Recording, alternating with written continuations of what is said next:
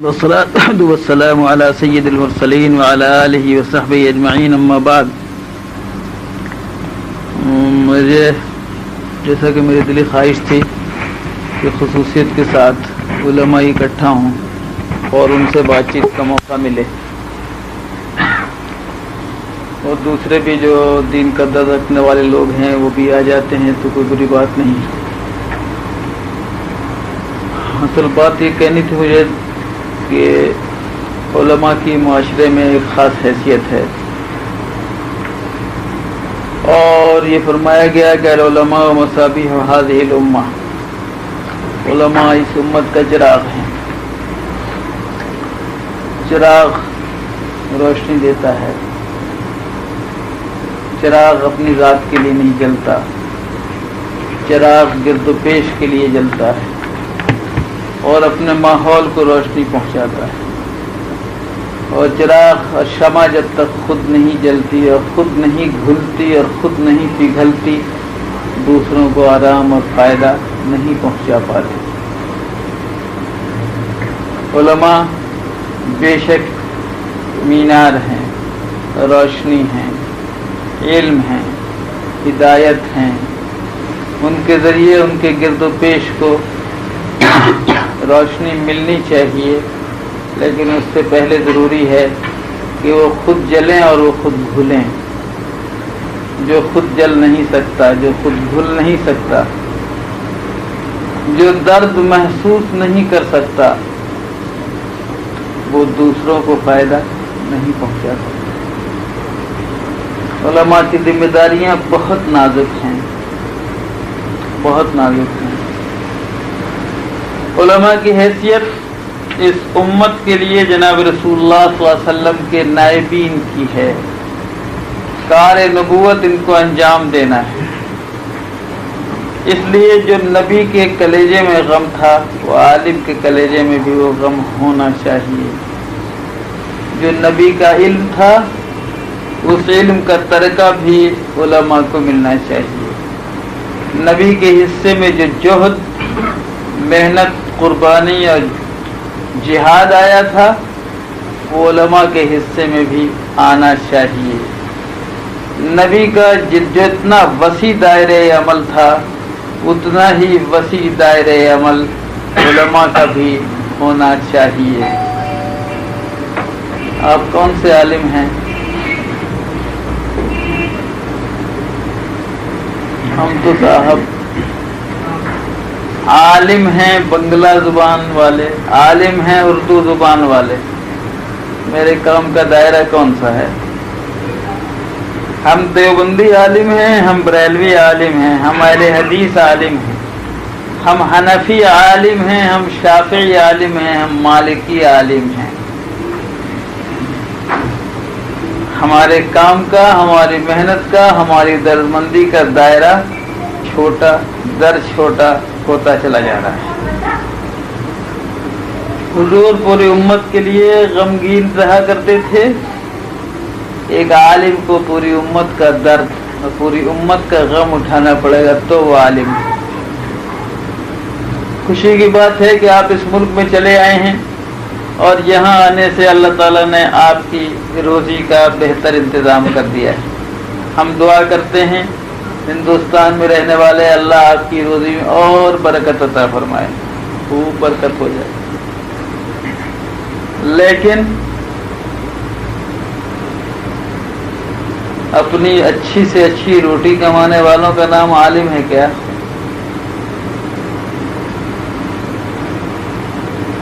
روٹی اور اس کے بعد چوکر والی نہیں، ذرا اور صاف ستھری ہو جائے اور اس پر گھی بھی لگ جائے اور اس کے ساتھ مزید کچھ پالش کا انتظام ہو جائے، سالن دسترخوان پہ بڑھتا چلا جائے. کیا یہی ہمارا آپ کا کام ہے؟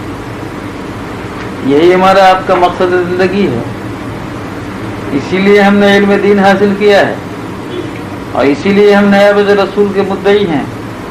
لہجے کی تلخی کو معاف کریے گا، لیکن کیا یہ سچائی نہیں ہے کہ ہم اپنی ذمہ داریوں کو بھول بیٹھے ہیں؟ ہندوستان میں بھی ہم مبتلا ہیں اور ہمارے جیسے لوگ جو تھوڑا بہت ملی اجتماعی کاموں سے دلچسپی رکھتے ہیں، ان کا سب سے بڑا مسئلہ یہ ہے کہ امت کا درد رکھنے والے، غم کھانے والے، فاقہ کرنے والے، سوکھی روٹی کھا کر اور پیبند لگا ہوا کپڑا پہن کر گزر کرنے والے، لیکن اللہ کے دین کے لیے کام کرنے والے علماء مفقود ہوتے چلے جا رہے ہیں۔ آج کے وقت کا سب سے بڑا یہ المیہ ہے۔ میں یہ نہیں کہتا کہ تم بھوکے ہی مرو، مگر میرے لیے مسئلہ ضرور ہے کہ ہم کیا کریں۔ ایک اچھا مدرس ہو سکتا ہے، ایک اچھا مفتی ہو سکتا ہے، ایک اچھا قاضی ہو سکتا ہے، ایک اچھا محقق ہو سکتا ہے، ایک عالم، لیکن وہ مدرسوں میں تنخواہ کہاں ملے گی؟ دارالافتاء میں پیسہ کہاں ملتا ہے؟ یہ تو الگ مسئلہ ہے ہمارے سرمایہ داروں کا اور انتظامیہ کا، کہ علماء کو تنخواہ دینے میں، ان کی ضروریات پورا کرنے میں وہ نہایت بخیل واقع ہوئے ہیں، اور بھی بعض مسائل ہیں۔ لیکن یہ بھی سچائی ہے دوستو کہ ہمارا رجحان بھی اب ان ملازمتوں کی طرف ہے جہاں کام کریں یا نہ کریں سروس سیکورٹی مل جانی چاہیے، جہاں زیادہ سے زیادہ پیسے مل جانے چاہیے۔ نتیجہ یہ ہے کہ دین کا وہ سارا میدان خالی ہوتا نظر آتا ہے، جس میدان میں علماء کی آج ضرورت ہے، علماء کی آج ضرورت ہے۔ آگے تشریف لے آئیے اور سمجھ جائیے۔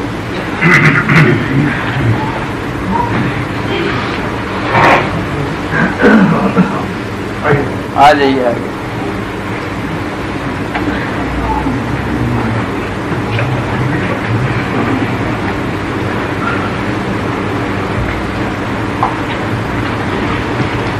مولانا کو اٹھا کر لے آؤ ادھر، مولانا بھیجنا ذرا۔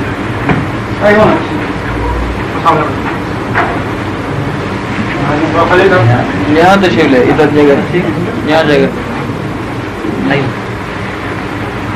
تشریف لے۔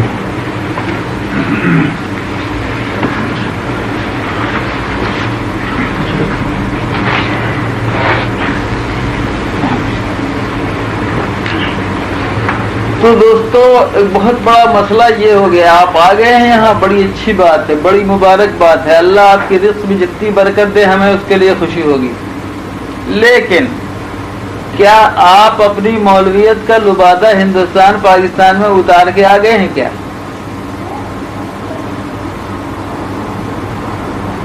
بہت آسان راستہ ہے۔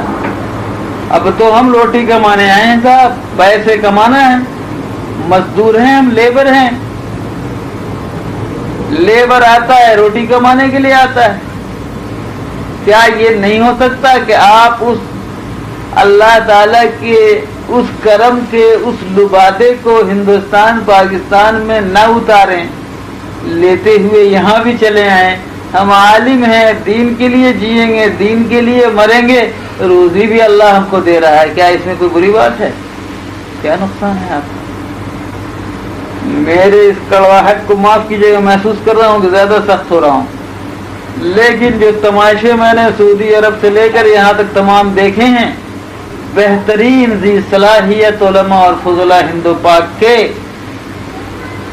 جن سے بڑے سے بڑا کام لیا جا سکتا ہے، وہ یہاں آ کر ٹائپنگ سے پیسہ کما رہے ہیں۔ ٹھیک ہے، کماؤ، میں اعتراض نہیں کرتا، لیکن اللہ کے دین کے جوہر کو، اللہ کے علم کی اس قیمت کو جو ہمارے سلف نے، بزرگوں نے چٹائیوں پر بیٹھ کر فاقہ کشی کے ساتھ بھوکے مر کے پڑھا کر بھیک مانگ کر ہمارے اور تمہارے لیے، صاف بات کرو، جن مدرسوں میں ہم پڑھا ہے وہاں مدرسوں میں ہمارے ذمہ داروں نے کیا کیا؟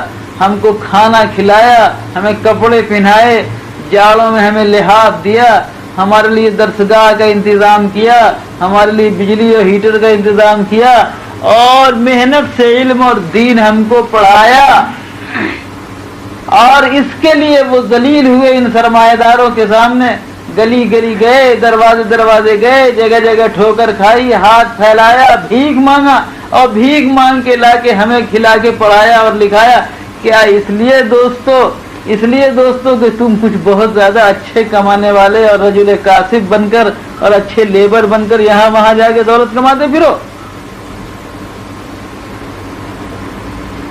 تم ٹائپسٹ بن کر تم پیسے کما لو، تم حاسب عالی کے آدمی بن گئے، بڑے خوش ہو۔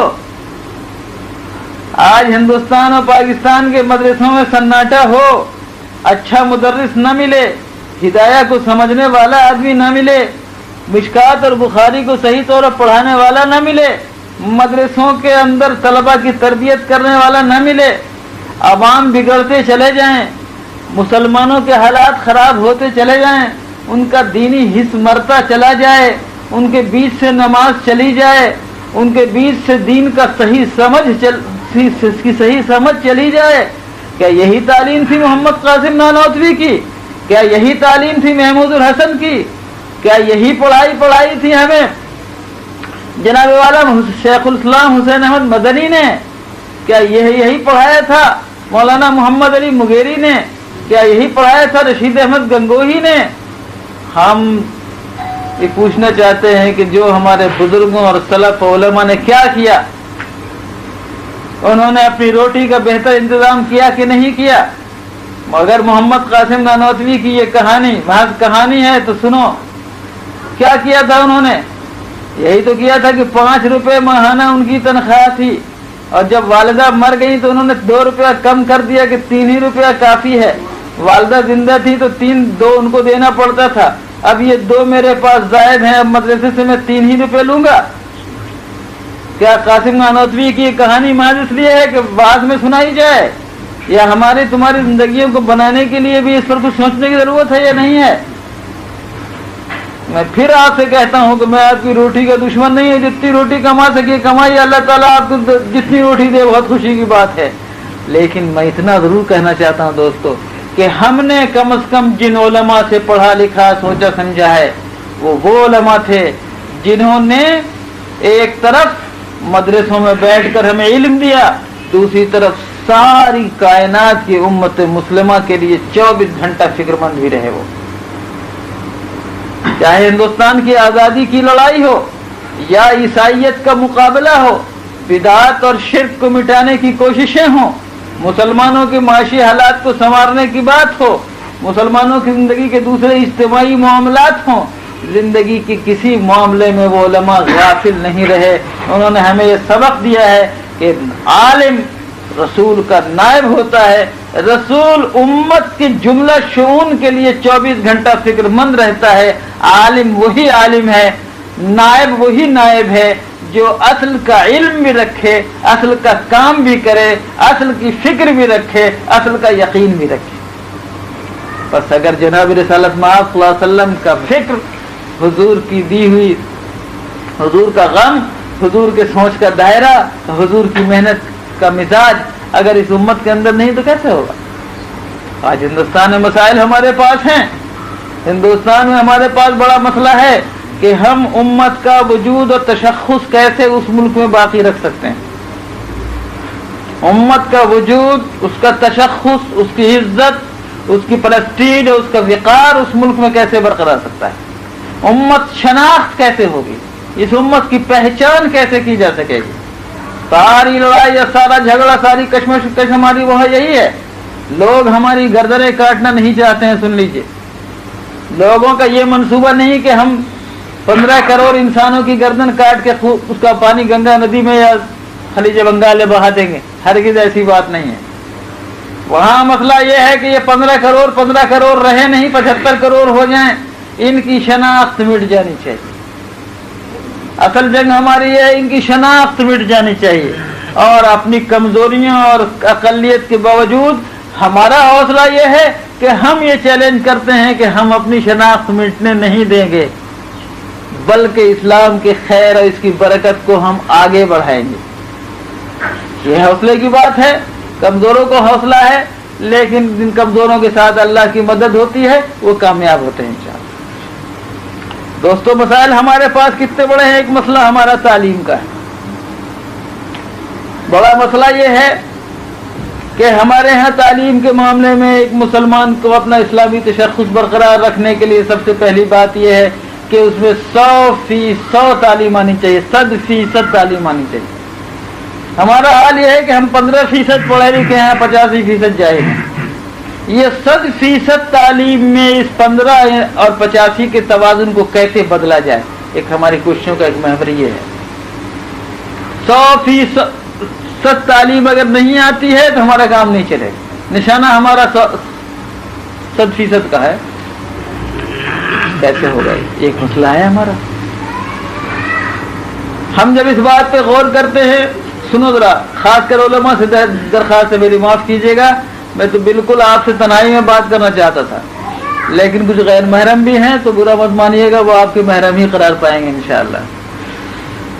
बात मुझे कहने दीजिए, आप जरा गौर कीजिए। मैं पाकिस्तान के आज़ाद शुमार नहीं जानता, लेकिन दोनों कौमों, दोनों मुल्कों का खमीर तो एक ही है मेरे भाई। कबीर हिंदुस्तान का या पाकिस्तान का एक ही है, इसलिए बहुत थोड़ा फर्क हो सकता है। हिंदुस्तान भर के मदारिस, मसलन अब दारुल देवबंद चली जाइए, इस वक्त सबसे बड़ा मदरसा है, 2500 से 3000 तलबा वहां पढ़ते हैं। 90 में मान लीजिए कि 15 से लेकर के 2000 तक लड़के वहां पढ़ते हैं। मज़ाहिरुल में भी तकरीबन 1200-1500 दो हैं मिलाकर के पढ़ते हैं। मुरादाबाद में मैं समझता हूँ कि 400-500 तलबा पढ़ते होंगे। हैदराबाद में दारुल है, वहाँ भी 400-500 लड़के हैं। बिहार में भी बाद मदरसे हैं, जामिया रहमानी वगैरह, वहाँ भी है।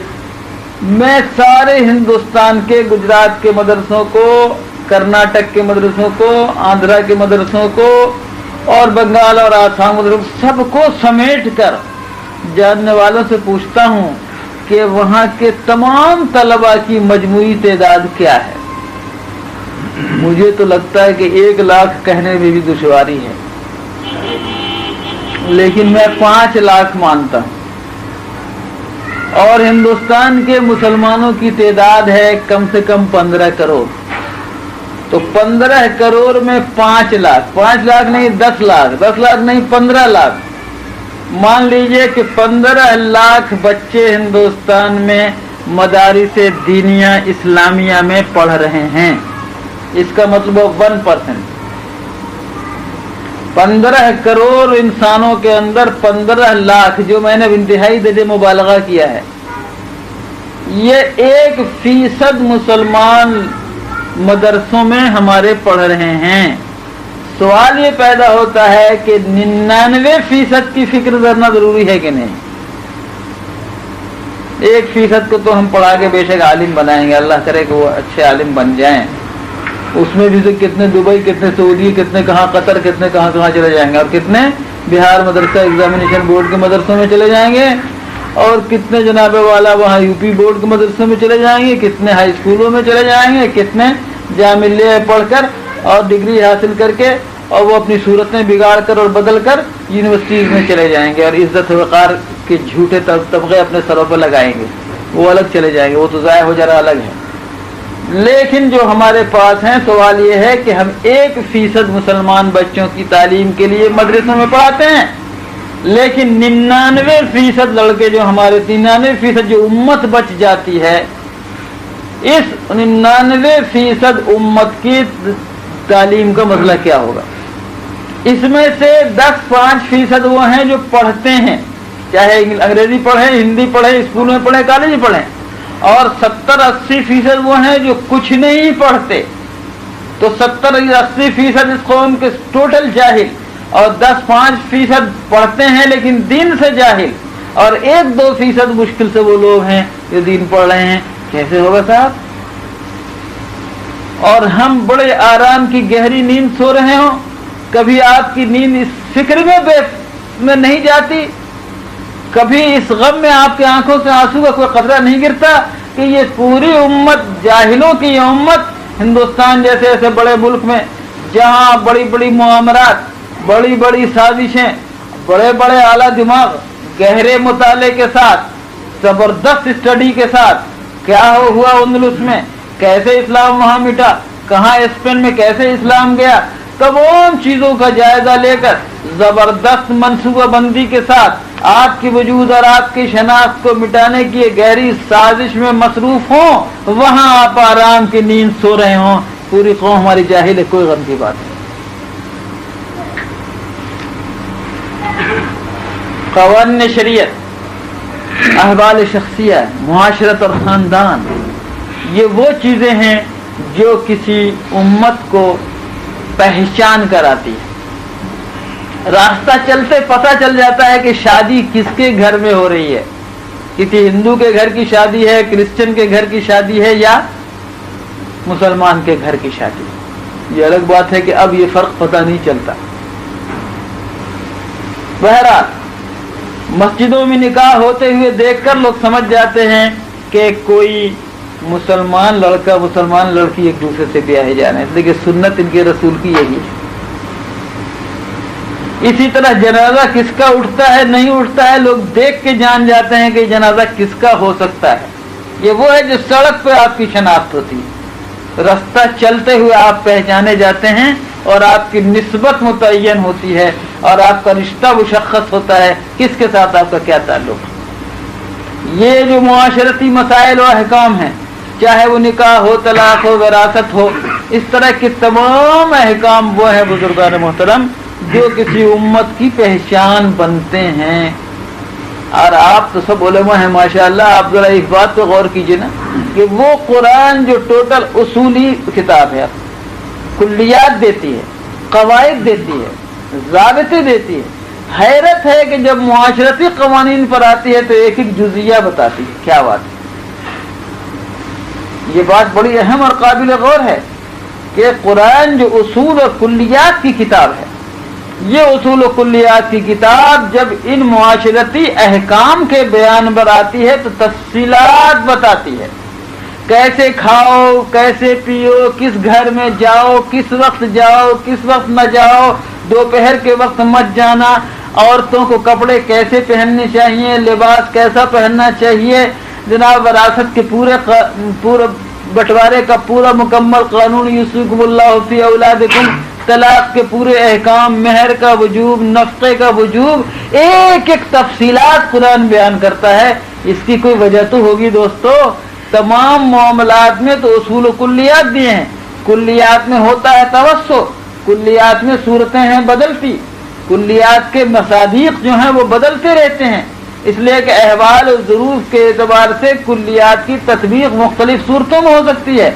लेकिन जो चीज़ें अलामत हों, जी चीज़ें आपकी पहचान हों, जो चीज़ें आपका शियार हों, जब तक उनको जुज़ी तौर पर मुशख्खस नहीं कर दिया जाएगा, उनकी तब्दीली से तो आपकी पहचान बदल जाएगी, आपका रंग बदल जाएगा, आपका रोगन बदल जाएगा। अल्लाह की किताब की बहुत बड़ी हिकमत यह है कि अल्लाह ने मुआशरती अहकाम की पूरी तफसीलात और जुज़ियात खुद कुरान में बयान करके क़यामत तक के लिए आपकी तशख़ीस और आपकी पहचान और आपकी शनाख्त मुतय्यन फरमा दी है।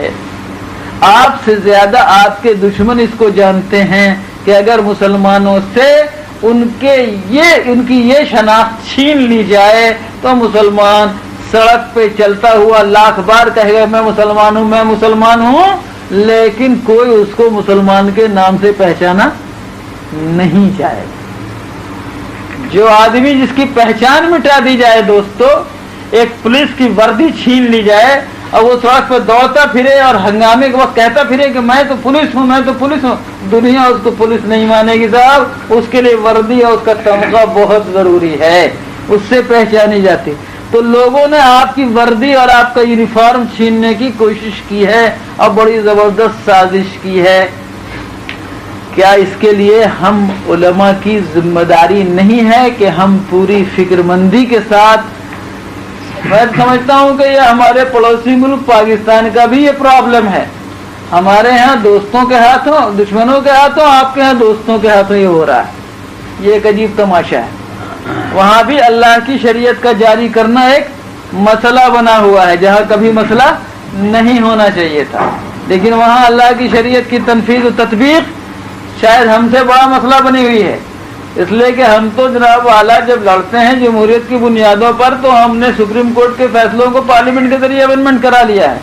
آپ کے یہاں ابھی پارلیمنٹ اس نقطہ نظر پر غور کرنے پر مجبور اور پریشان ہے کہ صاحب شریعت اسلامی جاری ہو یا نہ جاری ہو، اور کس طرح اللہ کے قوانین جاری ہو۔ عجیب بات ہے، اللہ کی کتاب پر ایمان کا دعویٰ کرنے والے یہ سوچنے بیٹھے کہ صاحب اللہ کی کتاب جاری ہو یا نہیں، میں سمجھتا ہوں کہ یہ خود اسلام سے خارج ہو جانے والی بات ہے۔ کیوں کہہ دیا بولے اتنی سخت بات؟ اگر ایک شخص حضور صلی اللہ علیہ وسلم کے بعد کھڑا ہو اور وہ یہ کہے کہ میں نبی ہوں، علیہ باللہ، جھوٹا دعویٰ کرے کہ میں نبی ہوں، اس سے نبوت کی دلیل جو مانگے گا وہ مومن نہیں کافر ہو جائے گا۔ ہو جائے گا یا نہیں حضرات علماء بتائیے؟ مدعی نبوت کذاب سے دلیل نبوت مانگنا کفر ہے کہ نہیں؟ بولو۔ بس شریعت محمدی صلی اللہ علیہ وسلم کے اجرا اور نفاذ اور اس کی تطبیق، اصولی طور پر اس کی تطبیق کو محلے بحث و نظر بنانا کفر ہوگا کہ نہیں ہوگا؟ بولو، کیا سوال ہوتا ہے؟ فلا وربک لا یؤمنون حتی یحکموک فیما شجر بینہم ثم لا یجدوا فی انفسہم حرجا مما قضیت ویسلموا تسلیما۔ کیسے ممکن ہے دوستو؟ یہ ممکن کیسے ہے؟ ما كان لمؤمن ولا مؤمنة اذا قضى الله ورسوله امرا ان يكون لهم الخيرة من امرهم، نہیں ہو سکتا ہے۔ بس کسی ایسے ملک میں جس ملک کا یہ دعویٰ ہے کہ وہ اللہ اور اس کے رسول پر ایمان رکھتا ہے، وہ اللہ کی شریعت اور اس کے قوانین میں یہ بحث کر لے کہ کون قانون اللہ کا ہے کون نہیں ہے، اس پہ بحث کر لے، یہ الگ بات ہے۔ لیکن شریعت محمدی کو اس ملک پر جاری ہونا چاہیے، اس میں غیر غور و فکر کا کہاں سوال پیدا ہوتا ہے؟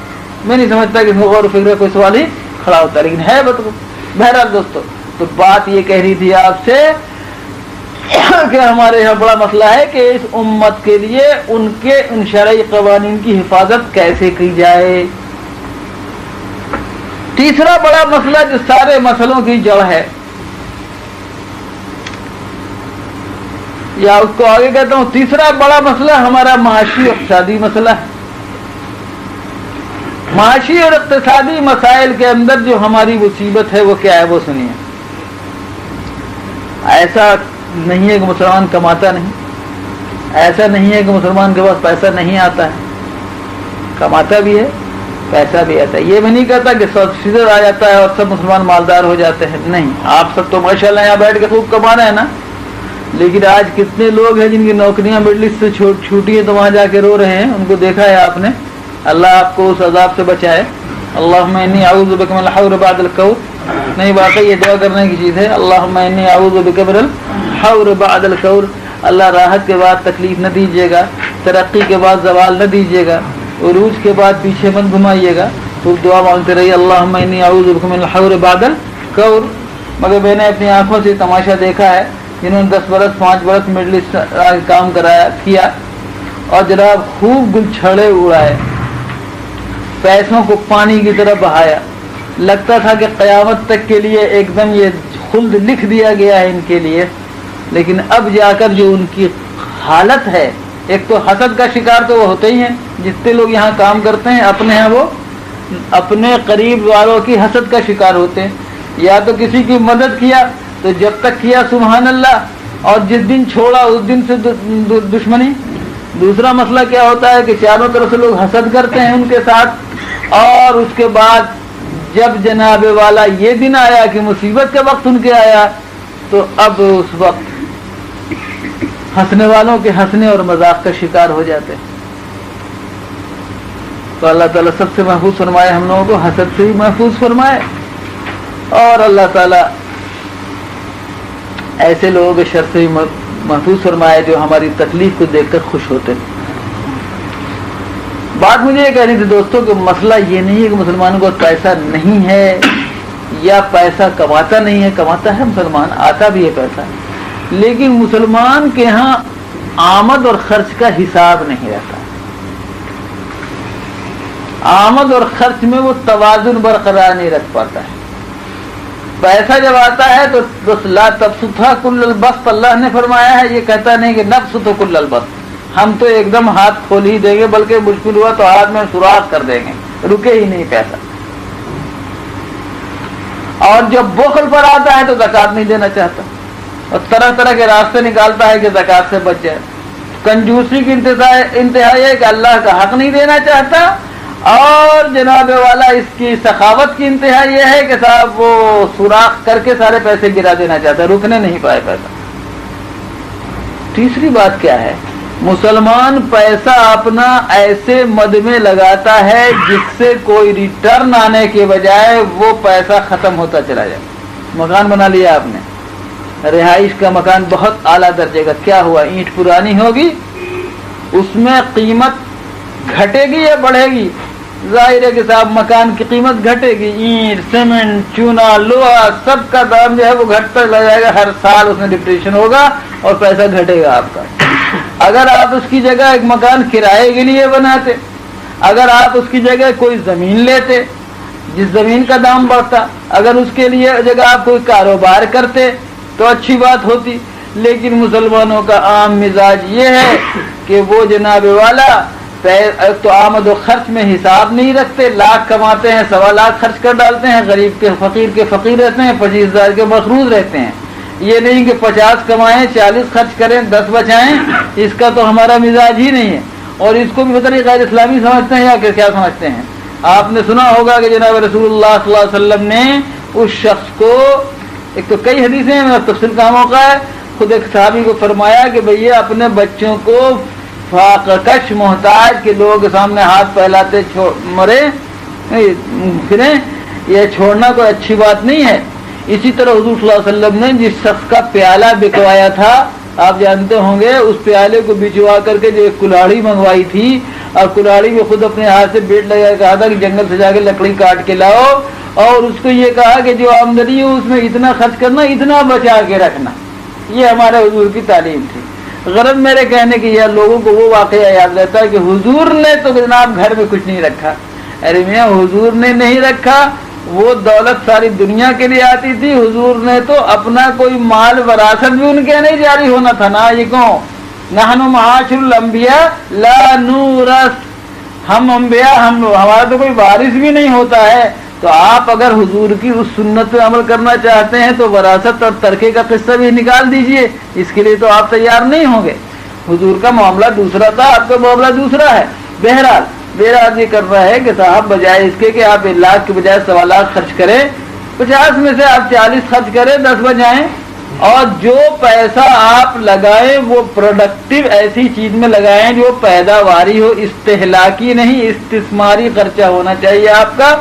आप इस्तेहलाक तो करते हैं कि चीज खत्म हो जाए, आप इस्तिस्मार नहीं करते कि इस खर्च से कुछ आए।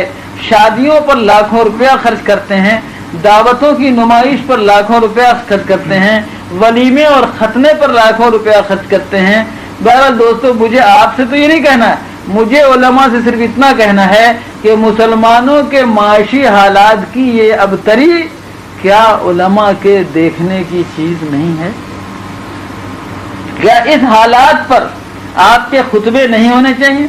क्या इस तरह की चीजों पर आपकी अमली जिद्दोजहद नहीं होनी चाहिए कि मुसलमानों के माशी हालात सुधरें? हमारे आका सल्लल्लाहु अलैहि वसल्लम की वो मशहूर वाकया है कि एक कौम हुजूर के पास आई, भूखी प्यासी, कपड़े फटे हुए, गर्द आलूद, भूख की वजह से पेट उनके पीठ से लगे हुए। उस वक्त जो कैफियत हुजूर की लिखी है, उस वही कैफियत मैं सोचना चाहता हूँ क्या हमारे उलमा की नहीं होनी चाहिए? फरमाते हैं कि हुजूर बेचैन हो गए, मिंबर पर खड़े हुए, हुजूर को ऐसी तकलीफ, ऐसा कर्ब था, हुजूर ने तकरीर की कि जिसके पास जो है जल्दी जल्दी लाओ। सारे लोगों ने ला के समेट के इकट्ठा कर दिया, हुजूर ने पकवा के सबको खिलवा दिया। जब सब ने खा लिया, होश आया और भूखे प्यासे इंसानों ने, तो असल मुझे सिर्फ एक टुकड़ा सुनाना हदीस का, फतहल्लल वजह रसूलिल्लाह सल्लल्लाहु अलैहि वसल्लम, फतहल्लल वजह, जैसे चाँद रोशन और चमक जाता है, इस तरह लोगों को भूख को दूर करके हुजूर का चेहरा खूबसूरती में चाँद की तरह खिल उठा। ये कैफियत जनाब रसूलुल्लाह सल्लल्लाहु अलैहि वसल्लम पर, ये चेहरे का चाँद की तरह खिल जाना, ये दिल की इंतहाई मुसर्रत की दलील है, और परेशान हो जाना दिल के इंतहाई गमगीन होने की दलील है। मुसलमानों के माशी अहवाल के लिए फिक्रमंदी और उनके लिए ठोस और तामीरी कोशिशें और सही इस्लामी उसूल मुआशियात की तरफ मुसलमानों को मुतवज्जह करना हम उलमा की जिम्मेदारी है। بس جیسے مسئلہ ہمارا تعلیم کا ہے، جیسے مسئلہ ہمارا پرسنل لاس کا ہے، جیسے مسئلہ ہماری معاشیات کا ہے، اس طرح دوستو یہ تو وہ مسائل ہیں جن کی لڑائی ہم کر رہے ہیں یا جن کے خلاف ہم کو لڑنا ہے۔ بنیادی طور پر جو مسئلہ ہے، مسلمانوں سے کیا اسلام نہیں نکلتا جا رہا؟ کیا یہ سچائی نہیں ہے لوگوں کہ دین کی بنیادی باتیں ان سے نکلتی جا رہی ہیں؟ توحید کا سچا عقیدہ ان کے بیچ سے بھاگا جا رہا ہے؟ کیا یہ سچی بات نہیں کہ رسول کی محبت کے جو تقاضے ہونی چاہیے وہ ان کے اندر نہیں پائے جاتے ہیں؟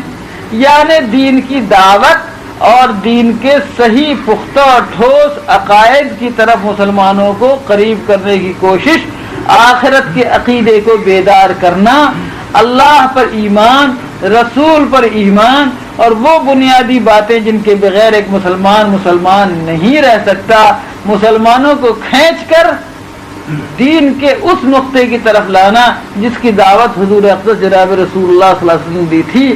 کہ یہ دعوت اور اس کی جدوجہد ہماری آپ کی ذمہ داری نہیں ہے؟ آخر میں دوستو بتاؤں میں ایک بڑا مسئلہ ہمارا ہے ہمارے اختلافات، ذات اور برادری کی لڑائی۔ سید صاحب، شیخ صاحب، انصاری صاحب، پٹھان صاحب، مرزا صاحب، شاید پاکستان میں نہ ہو، بڑی اچھی بات ہے، ہمارے یہاں تو ہے، مگر کچھ سنتے ہیں کہ آپ کے یہاں بھی یہ مہاجر صاحب ہیں، پٹھان صاحب ہیں، سندھی صاحب ہیں، اور آپ نے تو ملک بٹوایا ہے، یعنی کبھی بنگلہ اور پنجابی اور اردو کے نام پر آپ نے تو ملک کا تقسیم کیا ہے۔ میں نے کہا خمیر سب کا ایک ہے، کوئی فرق نہیں پڑتا۔ ذات و برادری کی لڑائی، زبان کی لڑائی، مسلک کی لڑائی، فقہی مسالک کے نام پر مسلمانوں کے ٹکڑے کرنا، اپنی اپنی الگ تنظیمیں بنانا، یہ مسجد اہل حدیث ہے، یہ مسجد احناف ہے، یہ مسجد فلاں ہے۔ عجیب، میں اپنی اس نفرت اور اس تکلیف کے اظہار کے لیے الفاظ نہیں پاتا ہوں۔ مسجد اللہ کا گھر، رسول اللہ صلی اللہ علیہ وسلم اسلام پہ ہمیں چھوڑ کے گئے تھے، اور ہم نے مسلکوں کے امتیازات و تخصصات اپنے اندر حاصل کیے ہیں۔ حضور نے ہم کو مسلمان چھوڑا تھا، اور قیامت کے دن ان کے جھنڈے کے نیچے مسلمان جمع ہوں گے، یا حنفی، شافعی، اہل حدیث اور مالکی اور فلاں فلاں جمع ہوں گے۔ ان ناموں کا کوئی جھنڈا غالباً وہاں نہیں ہوگا، صرف اسلام کا جھنڈا ہوگا، جناب رسالت صلی اللہ علیہ وسلم کا جھنڈا۔ مسائل میں اختلاف کو میں نہیں کہتا ہوں، رائے میں اختلاف ہوگا، مباحث ہوں گے، اس میں کوئی دشواری کی بات نہیں ہے۔ مسائل اور مسالک میں اختلاف ہوگا، یہ رحمت ہے اختلاف، وہ مصیبت نہیں ہے۔ علماء کا وہ اختلاف رحمت ہے، امت کے لیے سہولت کا ذریعہ ہے۔ سینکڑوں مسائل میں جب ہم مجبور ہوتے ہیں، ضرورت محسوس کرتے ہیں، ایک مسلک سے دوسرے مسلک کی طرف عدول کرتے ہیں۔ نہ کبھی امام شافعی نے امام ابو حنیفہ کی کبھی بھی توہین نہیں کی، بلکہ لکھا ہے کہ پابندی سے بغداد میں حضرت امام اعظم کے ہاں، وہاں یعنی امام صاحب کا انتقال ہو چکا تھا، اس مسجد میں حاضری دیتے رہے، اور جب وہاں حاضر ہوتے تو رفع یدین نہ کرتے۔ لوگوں نے پوچھا حضرت آپ رفع یدین کیوں نہیں کرتے؟ کہا کہ ایک تو میں امام اعظم کے پاس حاضر ہوں، اور یہاں حاضر ہو کر میں ان کے مسلک کی خلاف ورزی نہیں کرنا چاہتا ہوں۔ یہ امام سیدنا امام شافعی فرماتے ہیں۔ اللہ کو معمولی بات ہے کیا؟ ان لوگوں کے احترام ایک دوسرے کا کیا کہنا ہے؟ امام محمد ابن حسن اور امام شافعی کا رشتہ آپ کو معلوم ہے، امام شافعی کی والدہ سے نکاح ہوا ہے امام محمد صلی اللہ علیہ وسلم علیہ، امام محمد صلی اللہ علیہ وسلم کا نکاح ہوا ہے امام شافعی کی والدہ سے، اس لیے بچپن سے ان کی تربیت میں رہے، لاکھوں روپے اور کتابیں ان پر خرچ کی انہوں نے۔ امام محمد کی تعریف جو امام شافعی نے کی ہے وہ دیکھ لیجئے تماشا، اور امام محمد صاحب رحمۃ اللہ علیہ نے جو امام شافعی کے ساتھ محبت کی ہے وہ دیکھ لیجئے۔ ان تمام علماء میں ہر درجہ اکرام اور ہر درجہ ایک دوسرے کی رائے کا احترام تھا، لیکن رائے میں اختلاف کر سکتے ہیں، وہ قطعاً علمی بنیادوں پر اختلاف ہے۔ ہم نے اپنی جہالت میں آ کر ان اختلافات کو امت کے درمیان ٹکڑے کرنے کا ذریعہ بنا دیا، الگ الگ ٹکڑوں میں بانٹ دیا۔ یاد رکھو لوگوں، तुम सब एक उम्मत और एक जमात हो, एक रसूल की उम्मत हो, तुम एक अल्लाह की किताब पर ईमान रखने वाली उम्मत हो। हमारा सबसे बड़ा मसला और सारी मुसीबतों की जड़ हमारे वो इख्तिलाफात हैं जिनकी वजह से हम उम्मत को टुकड़ों में बांटकर इनकी कुव्वतों को मुंतशिर कर देते हैं। और वो हदीस याद आती है मुझे अबू दाऊद शरीफ की कि हुजूर अक़दस सल्लल्लाहु अलैहि वसल्लम ने दुआ फरमाई थी कि ए अल्लाह मेरी उम्मत पर कहत का अजाब उतार कर इनको तबाह मत कर दीजिएगा। हुजूर ने फरमाया, अल्लाह ने फरमाया कि मेरे हबीब आपकी दुआ कबूल, आपकी उम्मत कहत के अजाब में हलाक नहीं होगी। दूसरी दुआ फरमाई हुजूर ने कि या बारी इलाहा मेरी उम्मत की गर्दन पर गैरों की तलवार मुसल्लत न कीजिएगा, मेरी उम्मत की गर्दन पर गैरों की तलवार मुसल्लत न कीजिएगा। क्या फिक्रमंदी थी हुजूर की हमारे तुम्हारे लिए, क्या गम था हुजूर को, मेरे पेट का भी गम था कि हम भूखे न मर जाएं, और हुजूर को ये भी गम था कि हमारी उम्मत की गर्दन पर दूसरों की तलवार मुसल्लत न हो जाए। क्या कहा अल्लाह ने, मेरे हबीब आपकी ये दुआ भी मंजूर, लेकिन एक शर्त के साथ, जब तक आपकी उम्मत अपनी तलवार अपने भाइयों की गर्दन पर नहीं उठाएगी तब तक गैरों की तलवार आपकी उम्मत की गर्दन पर मुसल्लत नहीं की जाएगी। ये सच नहीं है कि हमने ये सारा तमाशा अपनी आंखों से देख लिया, हमारे हुजूर नहीं शर्मत। बस हमारे बुजुर्ग उलमा, मैं अब तक जो कुछ आपकी शान में गलत नामुनासिब बातें कह चुका हूँ उन सबकी माफी चाहता हूँ दिल की गहराई के साथ। कुछ दर्द के ऐसे लम्हे होते हैं आदमी अपने काबू में नहीं रहता। मैं आपसे बड़ी गहरी दिली से माजरत चाहता हूँ। मेरे कहने का सिर्फ इतना मकसद है कि आप नायबीन रसूल हैं, आप जहाँ रहिए हलाल रोजी कमाइए, बहुत अच्छी बात है, लेकिन उम्मत के हालात के लिए फिक्रमंद रहिए। यहाँ की उम्मत हो, आपके मुल्क की उम्मत हो, उनके लिए आप गम खाइए। क्या हुआ इतने बड़े मुल्क पाकिस्तान में दोस्तों, क्या ये बदनसीबी की बात नहीं है कि दुनिया के अखबारात ये लिखते हैं कि इस्लाम वहाँ हार गया, अल्लाह वहाँ शिकस्त खा गया। क्या हमारे लिए रोने की बात नहीं है? जो उस मुल्क के रहने वाले हैं वो उस गम को महसूस नहीं कर सकते, हम लोग उसको ज्यादा महसूस करते हैं जब हम इसके ताने सुनते हैं, जब हमारे कलेजों पर बर्छियां मारी जाती हैं कि तुम्हारा अल्लाह तुम्हारे फला मुल्क में हार गया, तो हमारे ऊपर क्या असर होता है? वजह क्या है? वजह यह है कि हम उलमा अवाम तक नहीं पहुंचे, हमने आम मुसलमानों को बात नहीं समझाई कि इस्लाम क्या है। आम मुसलमान आज भी कितना ही बुरा हो, वो सिंध के इंटीरियर में रहता हो, पंजाब की गहराई में रहता हो, सरहद में रहता हो, ऐसा नहीं है कि वो अल्लाह और उसके रसूल से मोहब्बत नहीं रखता, किताब से मोहब्बत नहीं रखता। उसको बात सियासत की जुबान में समझाई गई, उसको किसी ने अल्लाह का खौफ नहीं दिलाया, रसूल की मोहब्बत नहीं दिलाई, और सही अफराद जिन पर वो एतमाद कर सकें कि हाँ इनके जरिए अल्लाह और रसूल का दीन, अल्लाह रसूल की हुक्मरानी हम पर कायम होगी, वो नहीं पहुंचाया गया। लोग शहरों में तकरीरें तो करते रहे, अखबारात में तस्वीरें तो छपवाते रहे, टेलीविजन पर नुमाइशें तो करते रहे, लेकिन आम इंसानी आबादी, मुस्लिम आबादी तक देहातों में पहुंचकर और जो पॉकेट्स हैं उन तक पहुंचकर अपनी बात आपने पहुंचाई कहाँ? जिद्दोजहद की कहाँ? कुर्बानी की कहाँ? आप लेने गए, कभी उनको देने कुछ नहीं गए। लोगों जो कह रहा हूँ इसको समझो, लेने गए आप, देने कुछ नहीं गए उनको। काश के आपने उनको दिया होता तो आपको उनसे कुछ मांगने की जरूरत नहीं पड़ती। मेरे दोस्तों ये हालात पूरे इसके हैं। बस हजरात उलमा, मैंने बहुत बेअदबी की, मुझे इसका एहसास है, मैं आपसे माफी चाहता हूँ और इतनी दरख्वास्त करना चाहता हूँ कि बराह करम आप दिले फिक्रमंद और दिले दर्दमंद लेकर जिंदगी गुजारिए। उम्मत के मसाइल का सही शऊर और सही शऊर से उसका सही हल और उम्मत की 24 घंटा निगरानी और उनके गम में जीना, उनके गम में मरना और उनको सही इस्लामी शरीयत उसके हल की तरफ ले चलना, उनका मिजाज बनाना, उनकी मुआशरत की सही तश्कील करना, उनकी तहजीब और उनके तमद्दुन पर अल्लाह के दीन के नकूश की छाप डालना, उनके अंदर सही फिक्रमंदी और अपने मसाइल को सही शऊर पैदा करना और उनकी दुनिया और आखिरत दोनों के लिए फिक्रमंद रहना आपकी जिम्मेदारी है। दुआ फरमाइए कि अल्लाह ताला हम जिन जिम्मेदारियों को लेकर अपने अपने मुल्क में काम कर रहे हैं, अल्लाह खुलूस के साथ काम करने की तौफीक अता फरमाए।